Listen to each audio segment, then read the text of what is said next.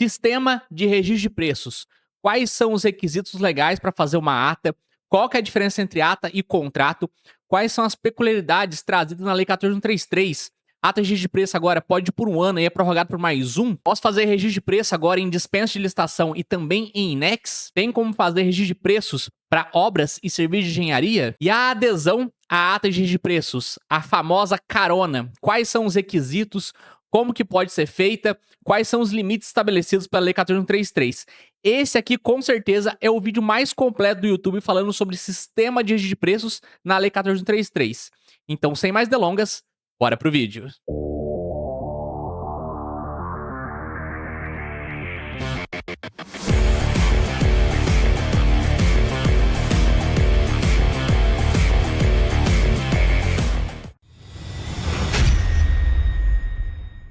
Fala pessoal, Murilo Caldas aqui, sou advogado especialista em licitações e o intuito desse vídeo hoje é trazer para vocês todo o conteúdo que diz respeito ao sistema de registro de preços na Lei 14.133. E para isso, é claro que eu trouxe um esquema completo para vocês aqui no computador, onde a gente vai ver passo a passo todas as peculiaridades trazidas aí no sistema de registro de preços pela Lei 14.133. Então, bora pra tela. E pessoal, pra gente começar com nossos estudos, eu sempre trago pra vocês sabem disso, né? A previsão legal, onde a gente vai ver o sistema de registro de preços lá na Lei 14.133. E vai ser lá no artigo 82 da Lei 14.133 que fala todas as características do registro de preços, quais são as peculiaridades, o que pode e o que não pode. Então, sempre que você tiver dúvida, é só consultar, começando nesse dispositivo lá na Lei 14.133, certo? Mas é claro que para facilitar o nosso estudo aqui, eu vou destrinchar tudo que é trazido lá nesses dispositivos. Não vou trazer tudo, até porque esse vídeo ia ficar enorme se eu trouxesse todos os conteúdos, mas eu trouxe para vocês aqui algumas características essenciais e que vão com certeza fazer diferença na hora de você fazer aí a sua licitação, certo, pessoal? Então, se você gosta desse tipo de conteúdo, não esquece, por favor, curte esse vídeo e se inscreve aqui no canal, porque você vai me ajudar muito a crescer aqui no YouTube e eu preciso do seu apoio, porque esses vídeos aqui, eles têm um trabalho para ser feito, é difícil fazer, não é fácil, e o que motiva eu a trazer esses conteúdos aqui é vocês me apoiarem aqui no canal. Então não vai te custar nada você curtir aí o vídeo e se inscrever aqui no canal. E começando aqui, pessoal, pela não obrigatoriedade de contratar, prevista lá no artigo 83.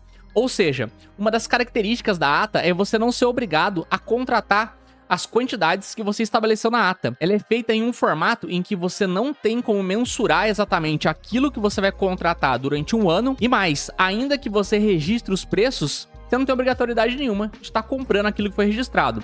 Ou seja, ela traz uma segurança muito boa para o órgão público que está fazendo o registro e também uma flexibilidade, porque daí você não tem essa obrigação, então você acaba por conseguir administrar melhor essa contratação. Diferente do contrato, onde você é obrigado a comprar pelo menos 75% daquilo que foi contratado. Então presta bastante atenção quando for sair com a licitação, que se for aquela compra cotidiana, que nem sempre o órgão público consegue comprar a mesma quantidade todos os anos, o ideal é você fazer a ata, que inclusive é 90% dos casos em todas as licitações. Depois, pessoal, passando para a vigência da ata, que agora na Lei 14.133, lá no artigo 84, fala que ela pode ser prorrogada por mais um ano.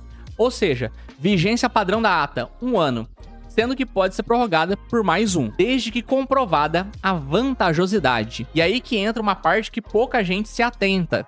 Como é que você vai comprovar a vantajosidade de estar prorrogando essa ata? E essa vantajosidade pode vir tanto da qualidade do produto e do serviço que está sendo prestado, se aquele tipo de fornecedor não sofreu nenhuma penalização, se o serviço foi prestado com maestria, se o produto que ele está oferecendo está atendendo a todos os objetivos da administração. Isso é muito importante, até porque na prática você vai querer manter um fornecedor que está cumprindo com o seu papel e está também um preço vantajoso, que é a segunda hipótese aí de justificativa para você manter uma ata. Se ficar demonstrado que o preço que está registrado continua vantajoso para a administração, vocês também podem manter essa ata por mais um ano. Até porque não faria sentido nenhum fazer uma nova licitação, sendo que o preço já está bom e o produto também está atendendo todos os objetivos. Então esses são dois pontos que você pode levar em consideração para fazer sua justificativa e aí sim estender a sua ata por mais um ano. Terceiro ponto, pessoal, não existe aditivo de quantidade em ata de registro de preços. Isso é um erro muito comum que eu vejo várias pessoas cometendo. E por um motivo muito simples, não existe na Lei 14.133 nenhum dispositivo que permita você fazer aditivo de quantidade em ata, não tem previsão legal. Por isso, existe uma outra forma que você pode utilizar para contornar a situação se a sua quantidade não estiver dando na ata. Se a quantidade da sua ata de registro de preços estiver sendo insuficiente, ou seja, você precisa fazer um aditivo, e é aquele famoso aditivo dos 25%, o que você precisa fazer é extrair um contrato da ata, e aí sim, em cima desse contrato, é que você vai colocar mais 25% na sua contratação. Vou te dar um exemplo prático. Imagina uma situação em que você registrou 1000 itens para um determinado produto. E aí, quando você já consumiu 500 daquele produto, ou seja, metade da ata já foi, você viu que não vai dar. E aí você precisa aditivar mais 25%. Como na ata não é possível fazer isso, você vai extrair um contrato da ata, e aí sim, dentro desse instrumento, você vai aditivar 25%. E não vai ser aditivo de 25% em cima dos 1000, que era o quantitativo teu inicial. Muito pelo contrário, você vai fazer 25% em cima do saldo remanescente, ou seja, em cima dos 500 que sobraram nesse exemplo que eu acabei de te dar. Lembrando também que no edital de licitação precisava ter a minuta de contrato. Já vi muito edital de licitação aí que só publica a minuta da ata e não publica a minuta do contrato. Se não tiver a minuta, como é que você vai extrair um contrato da ata? Não tem como fazer isso. IRP, pessoal, intenção de registro de preços. Preciso publicar os 8 dias úteis que está previsto lá na Lei 14.133? E a resposta é não, pessoal. Isso aqui é só uma exceção à regra. Via de regra, você não precisa publicar a intenção. Você vai só utilizar essa ferramenta quando você quiser comprar com outros órgãos públicos, visando uma larga escala, por exemplo, comprar vários órgãos públicos juntos para conseguir um preço melhor naquele produto ou naquele serviço que vocês vão contratar. Fora isso, não precisa fazer intenção de registro de preços, ou seja, isso aqui é exceção à regra. Só vai publicar quando for necessário. Próximo ponto aqui, pessoal, peculiaridades, né? O que foi trazido de novidade na Lei 14.133 e o que a gente precisa se atentar quando a gente for fazer a nossa ata. Primeira questão é a quantidade mínima e máxima, prevista lá no artigo 82, no inciso 1 e 2. E o que significa isso, pessoal? Regra geral, a gente tem que indicar a quantidade máxima que a gente vai comprar daquela ata. Ou seja, é aquilo que vocês já estão acostumados. Sempre que você vai fazer um registro de preços, você coloca lá a quantidade máxima que o teu órgão público pretende contratar. Por exemplo, vou aí comprar materiais de informática e vou comprar pendrives aí para administração. Ou seja, qual que é a quantidade máxima de pendrives que a gente vai adquirir dentro daquela ata? Ah, vai ser 1000 pendrives. Então você vai registrar essa quantidade lá na ata. E por que isso é importante? Por que isso tem que ser feito? Por conta da despesa. Lembra que toda licitação precisa ter dotação orçamentária para ser comprado? Precisa ter previsão de pagamento para aquilo ali? Tem que ter caixa para você pagar o produto que você está comprando ou o serviço que você vai contratar.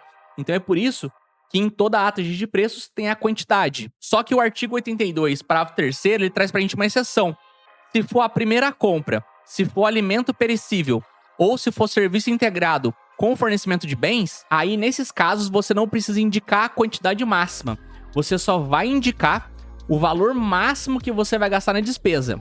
E tem diferença entre essas duas coisas. Lembra que eu acabei de falar pra vocês do pendrive? Ou seja, regra geral, você vai indicar lá que você vai comprar no máximo 1000 pendrives.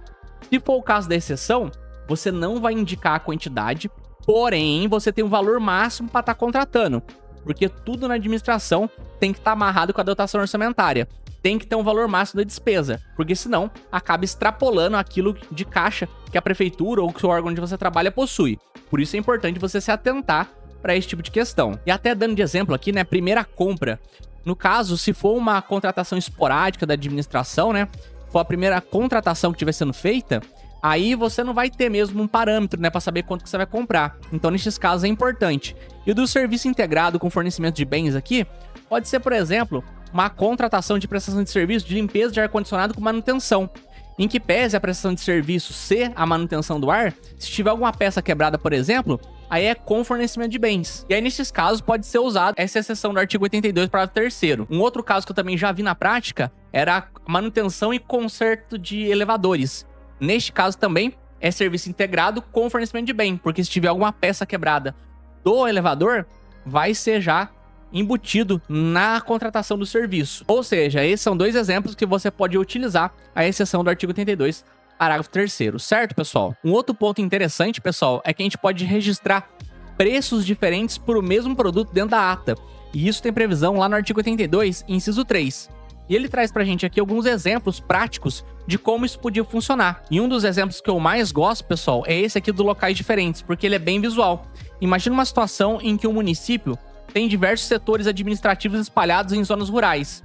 E aí você vai fazer a contratação de prestação de serviço de manutenção de ar-condicionado ou de limpeza de caixa d'água, que esses aí são duas licitações bastante comuns para qualquer tipo de município. Você há de convir comigo que o frete para a pessoa se deslocar até esses locais tem que ser diferente. Ou seja, poderia ser feito no mesmo procedimento licitatório 2 itens diferentes para o mesmo tipo de contratação, levando em consideração a localidade e o deslocamento do fornecedor para esses casos. E aí ele traz também outros exemplos, como a forma e local de acondicionamento e a cotação variável em razão do tamanho do lote. E aí ele traz no inciso 4 outros motivos. E o que isso significa, pessoal? Significa que esse aqui não é um rol taxativo, ele é um rol exemplificativo. Em outras palavras, você, servidor público, sempre que se deparar com uma demanda que é necessário fazer preço diferente para o mesmo produto, você vai justificar por que você está fazendo isso, independentemente se for um dos exemplos aqui do artigo 82 ou não, porque a lei permite que você encontre outras possibilidades práticas aí no seu cotidiano. Um outro ponto também interessante na Lei 14.133, pessoal, é o quantitativo inferior ao máximo previsto, que tá lá no artigo 82, inciso 4. E essa hipótese aqui, pessoal, vai ser muito utilizada principalmente naquelas compras de produtos de alto valor agregado. Vão ser situações em que talvez fornecedores menores não consigam atender toda a demanda da administração. E por esse motivo, você vai prever lá, dentro da solicitação, que o fornecedor pode vir a entregar quantidades menores desde que ele tenha um valor melhor para oferecer. Vou te dar um exemplo que fica prático. Imagina uma situação que a administração pública quer fazer um registro para 1000 computadores, o que é uma quantidade bastante elevada. E talvez não seja todas as empresas que consigam entregar uma quantidade tão grande. Nestes casos, é possível que um fornecedor menor registre preços e tenha um valor mais competitivo, porém, ele só consegue entregar 300 computadores. Ou seja, aquele fornecedor maior que consegue entregar os 1000, ele tem capacidade de entregar, porém ele não consegue entregar no valor que o fornecedor menor de 300 tem. Ou seja, esse fornecedor menor, ele vai ter preferência para entregar, porque o preço dele é melhor. Ou seja, ele vai fazer a entrega dos 300, que é o que ele tem, que é o que ele consegue entregar, e o fornecedor maior consegue entregar o remanescente, que são os outros 700 computadores. É esse o raciocínio que a Lei 14.133 trouxe aí pra gente nesse dispositivo. E um último ponto bastante peculiar também, e isso foi trazido como novidade na Lei 14.133, é que é possível fazer registro de preços tanto na dispensa quanto na INEX.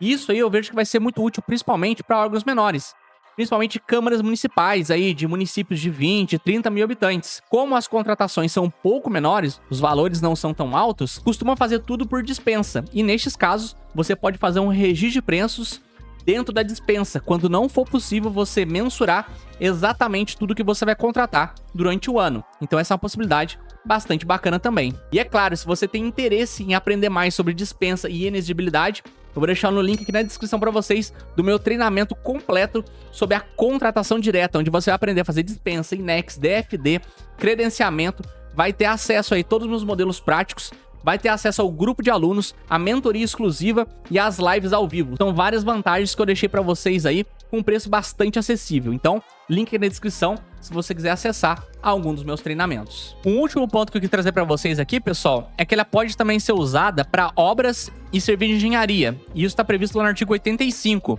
Se o projeto for padronizado, sem complexidade técnica e operacional, e houver necessidade permanente ou frequente de obra ou serviço a ser contratado, você pode também fazer um registro de preços para obra e serviço de engenharia. E os dois exemplos que eu consigo enxergar mais práticos que eu posso passar para vocês é a manutenção de prédios públicos e a operação tapa-buracos. A manutenção de prédios, eu já fiz um na prática e deu bastante certo. Então você registra preços para fazer aqueles catadinhos que você faz em qualquer reforma ou qualquer prédio público. Por exemplo, preciso mexer na parte elétrica ou na parte hidráulica, preciso trocar uma lâmpada. Então tudo isso aí, uma empresa específica pode fazer. E você registra preços porque você não sabe quais são as reformas e a quantidade que vai ser feita durante um ano. Então é muito mais fácil fazer registro de preço nesses casos. E a segunda é a operação tapa-buracos, que eu também acredito que pode ser utilizado. Imagina a situação em que você vai fazer, né, essas operações durante o ano, mas você não sabe exatamente qual que é a quantidade máxima que você vai utilizar, quais são todos os bairros que vão ser contemplados. Então, são 2 exemplos aí que você pode utilizar aí na prática e que eu acho que seria bem interessante. E agora, pessoal, passando para a adesão, a carona, tá prevista lá no artigo 86, parágrafo 2º. Tem muita gente que manda mensagem para mim que quer saber como que faz a adesão. E eu vou mostrar para vocês aqui alguns pontos importantes e mostrar para vocês aqui quais são os requisitos também. Mas antes disso, lembrar vocês para curtir o vídeo aqui e se inscrever no canal, pessoal. Esse aqui é um estudo que eu tive que fazer e que deu bastante trabalho, criar todo esse fluxograma aqui e trazer de forma mastigada aí para vocês. Então o que eu peço aí é a sua contribuição de poder curtir e se inscrever aqui no canal para me ajudar aqui no canal do Licitação na Prática. E o primeiro ponto, pessoal, importante são os requisitos, né? O que a gente precisa ter para fazer a nossa carona, a nossa adesão à ata de registro de preços. E o primeiro ponto é a apresentação de justificativa da vantagem da adesão. Ou seja, por que essa adesão aqui vai ser vantajosa? Por que a gente não faz o nosso próprio procedimento licitatório? Então você vai ter que demonstrar isso por intermédio de uma justificativa. Um ponto aqui que você poderia trabalhar, por exemplo, e que normalmente é o que faz as pessoas fazerem a adesão, é a qualidade do produto e a prestação do serviço de ótima qualidade. Ou seja, imagina uma situação em que o município aí do seu lado fez uma contratação e foi um case de sucesso, teve bastante destaque na sua região. Então isso pode ser uma justificativa para você fazer a adesão à ata desse município. Segundo ponto, pessoal, demonstração de que os valores registrados estão compatíveis com os valores praticados no mercado. Ou seja, tem que fazer cotação de preços, vai ter que fazer a pesquisa com 3 orçamentos, do jeitinho estabelecido lá no artigo 23, com todos os requisitos, porque você precisa demonstrar que não tem sobrepreço nessa ata que você está fazendo a adesão, certo, pessoal? E o terceiro e último ponto é a prévia consulta e aceitação do órgão ou entidade gerenciadora e também do fornecedor.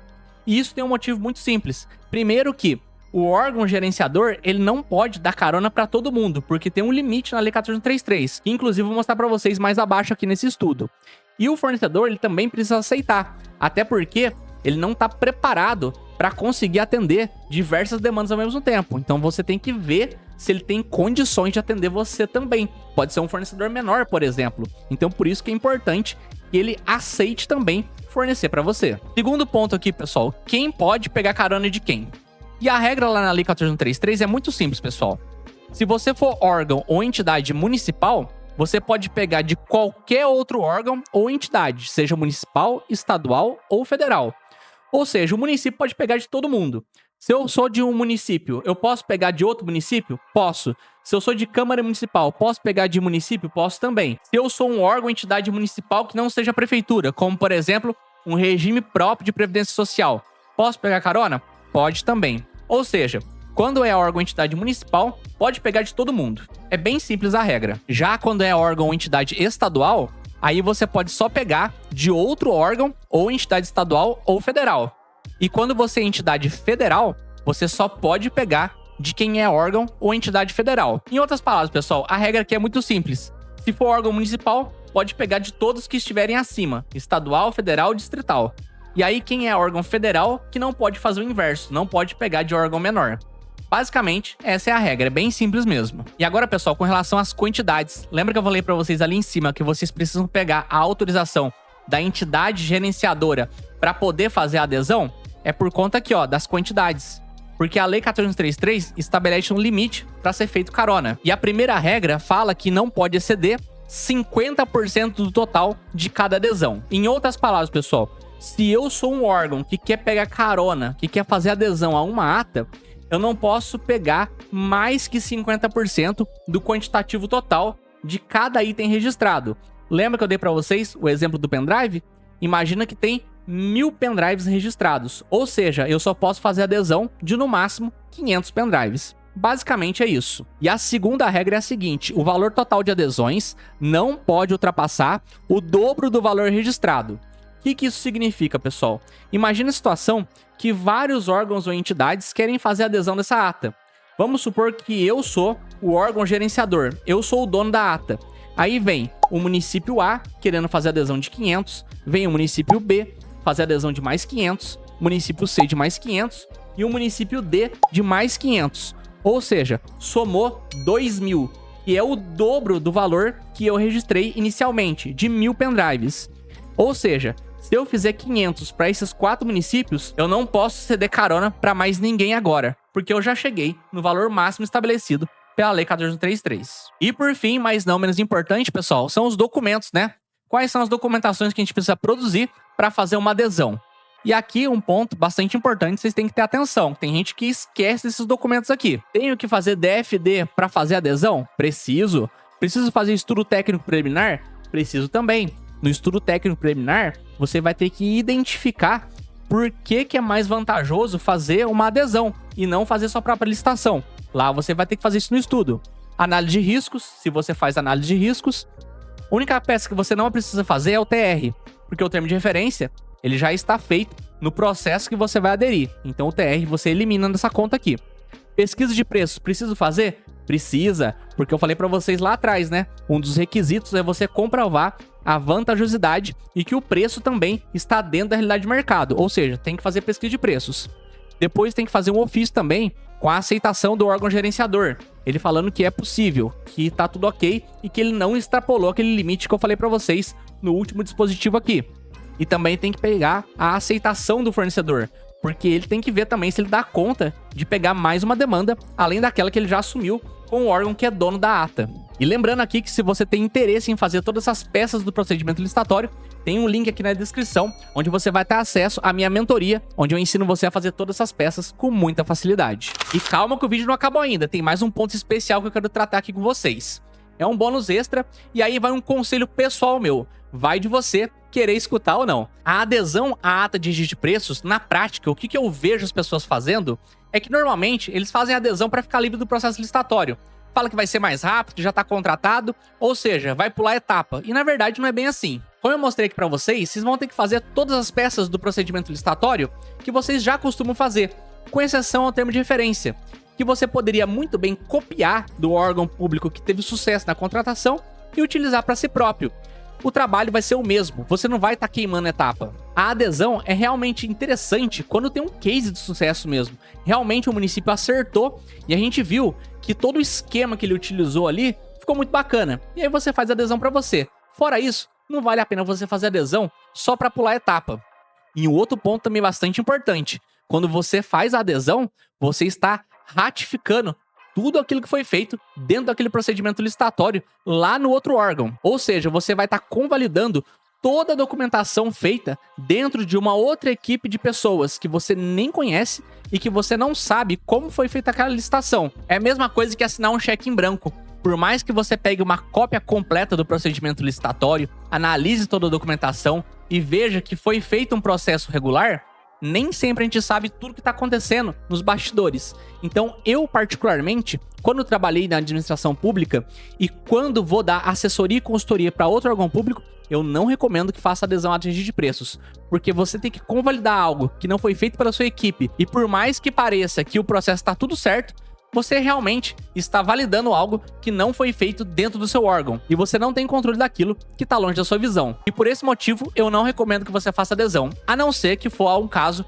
muito excepcional. Essas são as dicas que eu tive para passar para vocês. Espero que vocês tenham gostado desse vídeo. Deixa aqui no comentário depois se vocês querem que eu traga outros vídeos também nesse formato. Não esquece de curtir e se inscrever no canal. E eu te espero agora no nosso próximo conteúdo.